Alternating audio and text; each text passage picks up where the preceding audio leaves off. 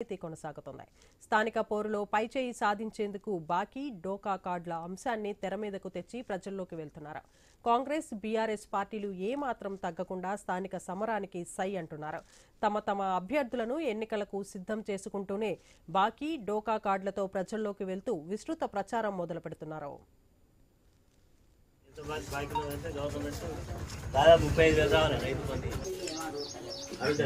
సరే అడగకపోతే ఓట్లకు రాదో చెప్పాలి వాళ్ళు.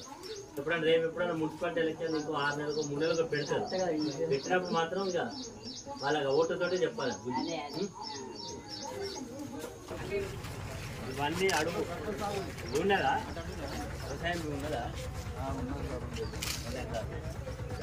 2 ఎకరాలు ఎంత బాకీ అంటే గత 10 ఏళ్లలో బీఆర్ఎస్ అప్పుల పాలు చేసి ప్రజలకు ఏ ఒక్క హామీ నెరవేర్చలేదని, అన్ని దోకా మాటలు ప్రజలకు మభ్యపెట్టిందని ఎమ్మెల్యే గండ్ర సత్యనారాయణరావు ఆరోపించారు.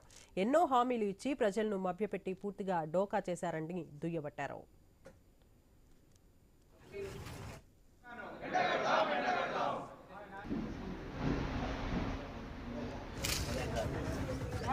రెండు ఎకరాలకి ఎంత బాకీ అంటే గవర్నమెంట్ దాదాపు 35,000 కావాలి రైతు బంధు. అది ఏందా నీళ్ళు మోస్తున్నారు, మిషన్ బ్యాగ్ లేదా నీళ్ళు వస్తలేవా అంటే ఎవరికి చెప్పాలా సార్? ఈ ప్రభుత్వంలో ఎవరికి చెప్పినా ఏం లేదు అంటే మిషన్ భగీరథ నీళ్ళు ఇయ్యలేనటువంటి దుస్థితిలో ఈ ప్రభుత్వం ఉందంటే ఏ రకంగా ఉన్నది? మనం ఉన్నప్పుడు గ్రామ పంచాయతీలను ఏ రకంగా నడిపించినాం. ఈరోజు ప్రతి గ్రామ పంచాయతీల్లో సీసీ రోడ్లు వేసినాం, ప్రతి సైడ్ రైన్లు కట్టినాం, ఇంటింటికి నీళ్ళు ఇచ్చినాం, మరి శ్మశాన వాటికలు కట్టినాం. ఇట్లా అనేక కార్యక్రమాలన్నీ కూడా. గత 22 నెలలుగా అధికారంలోకి వచ్చిన కాంగ్రెస్ పార్టీ ప్రజలకు ఇచ్చిన హామీలను అమలు చేయడంలో విఫలమైందని బీఆర్ఎస్ మాజీ ఎమ్మెల్యే గండ్ర వెంకటరమణారెడ్డి ఆరోపించారు. ఎన్నికల ముందు కాంగ్రెస్ ఇచ్చిన 6 గ్యారంటీలు, 420 హామీలు, బాకీ పడ్డ బకాయిలు చెల్లించాలంటూ ప్రజలకు బాకీ కార్డులను స్వయంగా అందజేస్తూ వివరిస్తున్నారు గండ్ర వెంకటరమణారెడ్డి. వాస్తవాలను గుర్తించి ఈ డోకా బీఆర్ఎస్